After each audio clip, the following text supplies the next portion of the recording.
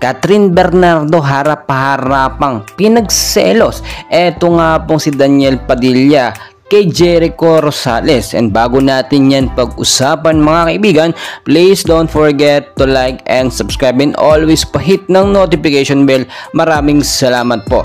Well mga kaibigan, as of now, nasa El Nido, Palawan pa rin po etong si Catherine Bernardo. Naispatan or spotted po ang larawan nila ni Jericho Rosales na magkasama.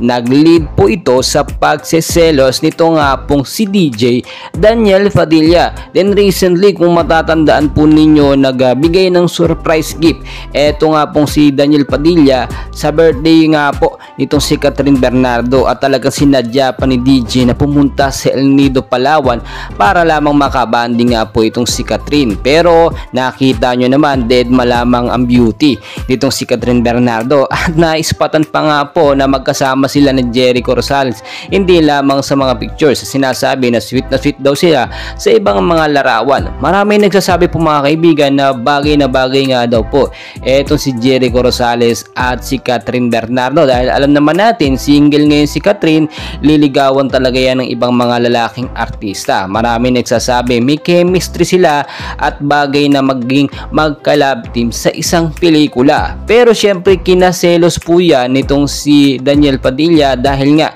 sinusubukan niya po muling i-reach out or liligawan itong si Catherine Bernardo sa abot ng kanyang magagawa, kasi yung tiwala na wala na, no? Pero sinusubukan pa rin ni Daniel Padilla kung magwo-work ba yung kanyang effort na ginagawa. Pero sa pinapakita po ni Catherine Bernardo, tila halatang halata and very obvious na pinagseselos niya ng harap-harapan etong si Daniel Padilla. Well mga kaibigan, wala tayong magagawa kasi decision na yan, no? Or pagganti, pagbawi yan ni Catherine Bernardo sa pagpapaselos nga o yung mga sakit na binigay ni Daniel Padilla sa kanya.